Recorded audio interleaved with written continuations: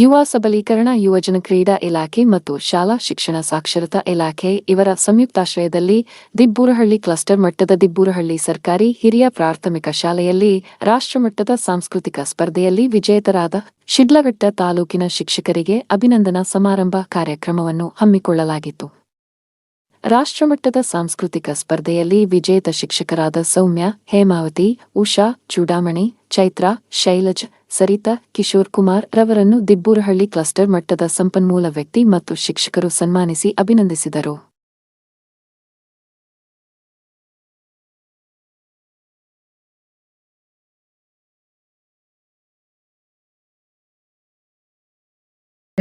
ನಮ್ಮ ಸಂಘದ ತಾಕತ್ತೇನು ಅಂದ್ರೆ ಇಲ್ಲಿ ನಾನೇ ಅನ್ನೋ ಅಹಂಕಾರ ನಮ್ಮಲ್ಲಿ ಯಾರಲ್ಲೂ ಇಲ್ಲ. ಅಕಸ್ಮಾತ್ ನಮ್ಮಲ್ಲಿ ಏನಾದ್ರೂ ನಾನೆಂಬ ಅಹಂಕಾರ ತಲೆದೂರಿದಲ್ಲಿ ಅಟಮಟ ಕುಟಿಲ ಬಿರುಗಾಳಿ ಹುಟ್ಟಿತ್ತು.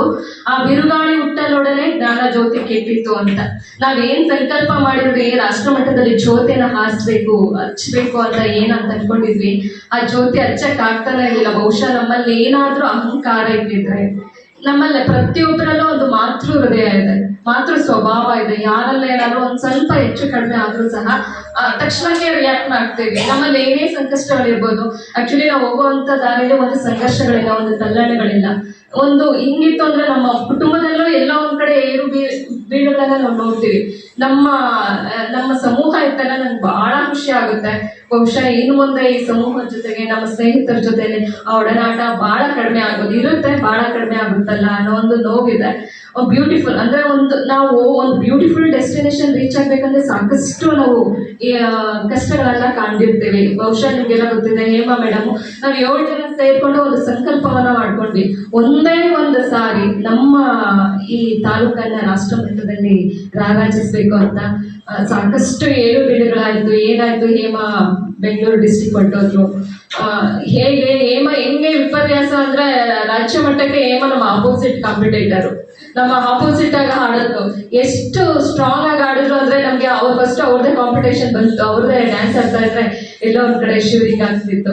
ದೇವ್ರ ಸಂಕಲ್ಪ ಬೇರೆನೇ ಇತ್ತು. ನಮ್ ಸಂಕಲ್ಪ 7 ಜನ ಸಂಕಲ್ಪ ನಾವು ರಾಷ್ಟ್ರ ಮಟ್ಟಕ್ಕೆ ಹೋಗ್ಬೇಕು ಅಂತಿತ್ತು. ಬಹುಶಃ ಅದಕ್ಕೇನೋ ಅವರ ಟೀಮ್ ಸೋತು ನಮ್ ಟೀಮ್ ಒಳಗಡೆ ಹೇಮ ಬರೋದಕ್ಕೆ ಸಾಧ್ಯ ಆಯ್ತು ಅಂತ ಅನಿಸ್ತು. ಈ ವರ್ಷ ಲಾಸ್ಟ್ ಅಂತ ಅನ್ಕೊಂತ ಇದ್ವಿ, ಚೂಡವ್ರ ಅಮ್ಮನ್ಗೆ ಸ್ವಲ್ಪ ಏನಾಯ್ತು.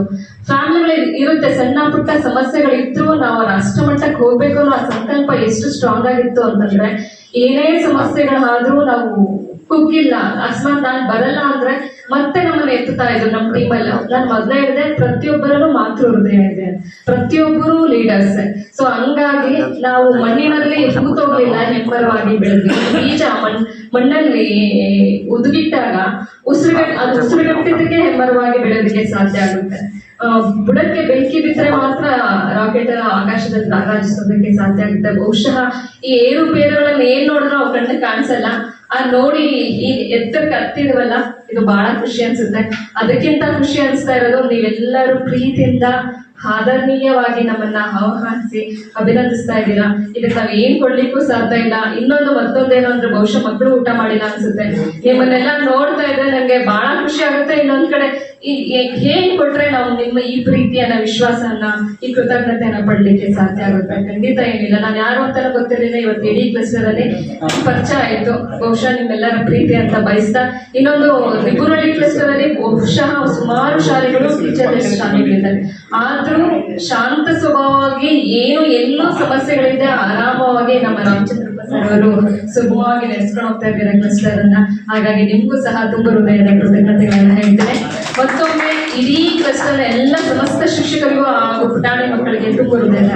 ಸೋಮಶೇಖರ್ ಸರ್, ನಾವು ಯಾವ ಒಂದು ಹೆಮ್ಮೆಯಿಂದ ಹೇಳ್ಬೋದಂದ್ರೆ, ನಮ್ಮ ಶಾಲೆಯಲ್ಲಿ ಯಾವ ಶಿಕ್ಷಕರು ಓದ್ತಾ ಹೊಡಿತಾರೆ ಸರ್ ಹೇಳಿದ್ರೆ 7 ಗಂಟೆ 6 ಗಂಟೆ. ಅದೇ ರೀತಿ ಬೇರೆ ಶಿಕ್ಷಕರು ಅಷ್ಟೇ ತುಂಬಾ ಚೆನ್ನಾಗಿ ವರ್ಕ್ ಮಾಡ್ತೀವಿ. ಇಡೀ ನಮ್ಮ ತಾಲೂಕಿಗೆ ಒಂದು ಹೆಮ್ಮೆ ಅಂದ್ರೆ ನಮ್ಮ ದಿಬ್ಬೂರಹಳ್ಳಿ ಶಾಲೆ ಅಂದ್ರೆ. ಯಾಕಂದ್ರೆ ಅಷ್ಟು ಮಕ್ಕಳಿಗೆ ಬರೋರು. ನಮ್ದು ದಿಬ್ಬೂರಹಳ್ಳಿ ಸ್ಕೂಲ್ ಮಾತ್ರ ಫೀಡಿಂಗ್ ಸ್ಕೂಲ್ ಜಾಸ್ತಿ.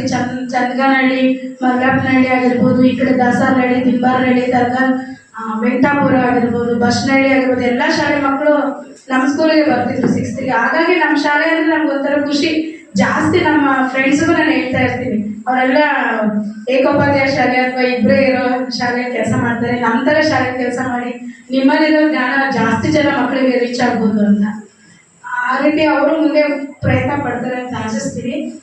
ಮತ್ತೆ ಈ ಒಂದು ಸಂದರ್ಭದಲ್ಲಿ ನಾನು ಎಲ್ರಿಗೂ ನೆನ್ಪು ಮಾಡ್ಕೊಂತ ಅವ್ರಿಗೆಲ್ರಿಗೂ ಥ್ಯಾಂಕ್ಸ್ ಹೇಳ್ತಾ, ಮತ್ತೆ ನಮ್ಮ ಶಾಲೆ ನಮ್ಗೆಲ್ಲ ರೀತಿ ಪ್ರೋತ್ಸಾಹ ಕೊಟ್ಟಿದೆ. ವಿಶೇಷವಾಗಿ ನಮ್ಮ ರೇಖಾ ಮೇಡಮ್ ಇದ್ದಾರೆ, ಅವ್ರ ಮನೆಗೆ ನಮ್ಮ ಅಡ್ಡ ಆಗಿತ್ತು.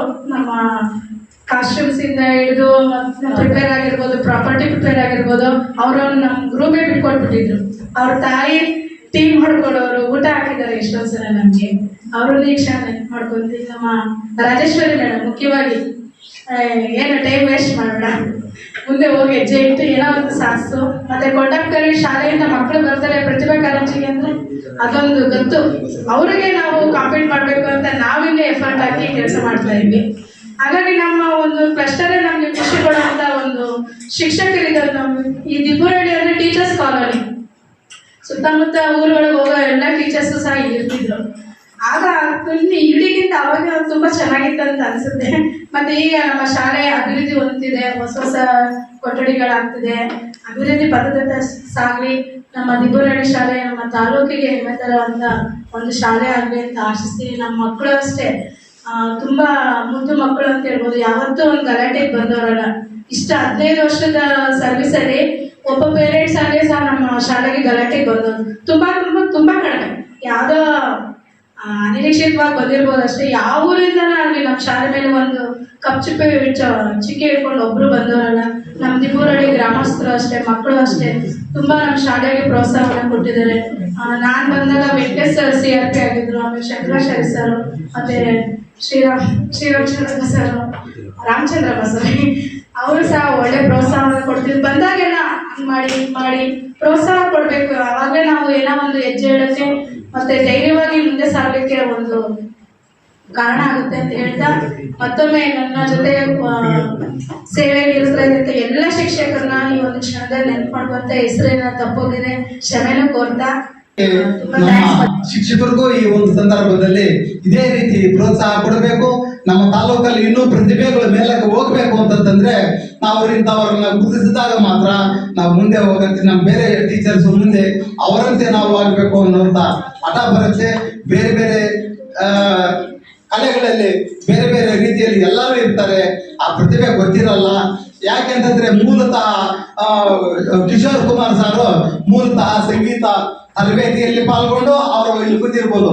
ಆದ್ರೆ ಇಲ್ಲಿ ಇರ್ತಕ್ಕಂಥ 7 ಜನನು ಟೀಚರ್ ಆದ್ಮೇಲೆ ಏನೋ ಅವ್ರು ಚಿಕ್ಕ ಹುಡುಗರಾಗಿದ್ದಾಗ ಸ್ಕೂಲ್ಗಳಲ್ಲಿ ಡ್ಯಾನ್ಸ್ ಮಾಡಿದ್ರೆ ಹೊರತು ಅವ್ರು ಯಾವ ತರಬೇತಿಗಳನ್ನು ಪಡೆದಿಲ್ಲ. ಆದ್ರೂ ಸಹ ಈ ಒಂದು ಶಿಕ್ಷಕರ ದಿನಾಚರಣೆಗೆ ಒಂದು ಪ್ರೋಗ್ರಾಮ್ ಕೊಡಬೇಕು ಅಂತ ಪ್ರಯತ್ನ ಪಟ್ಟವರು ಇವಾಗ ರಾಷ್ಟ್ರ ಮಟ್ಟಕ್ಕೆ ಕೊಟ್ಟೋಗಿದ್ದಾರೆ ಅಂತಂದ್ರೆ ಅವ್ರ ಸಾಧನೆ ಯಾವ ರೀತಿ ಕೊಂಡಾಡೋದು.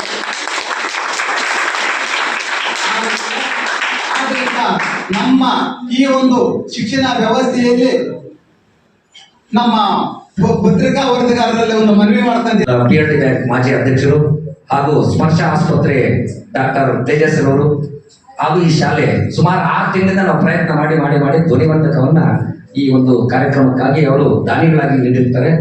ಆ ನಿಟ್ಟಿನಲ್ಲಿ ಈಗ ಹೇಮಾವತಿ ಮೇಡಮ್, ಸೌಮ್ಯ ಮೇಡಮ್, ಸರಿತಾ ಮೇಡಮ್ ಅವರು, ಚೂಡಾಮಣಿ ಮೇಡಮ್ ಅವರು, Chaitra madam, Usha madam, Kishore sir ಅವರು ಈ ಒಂದು ಕಾರ್ಯಕ್ರಮದ ಸನ್ಮಾನವನ್ನ ತಾವೆಲ್ಲರೂ ಸ್ವೀಕರಿಸಬೇಕಂತ ಅವರಲ್ಲಿ ಮನವಿ ಮಾಡ್ಕೊಳ್ತಾ, ನಮ್ಮ ಸಿಬ್ಬಂದಿ ಅವರ ಕ್ಲಸ್ಟರ್ನ ಎಲ್ಲರೂ ಸಹ ಅವರಿಗೆ ಸನ್ಮಾನ ಮಾಡಬೇಕಂತ ಮನವಿ ಮಾಡ್ಕೊಳ್ತಾ ಇದ್ದೇವೆ.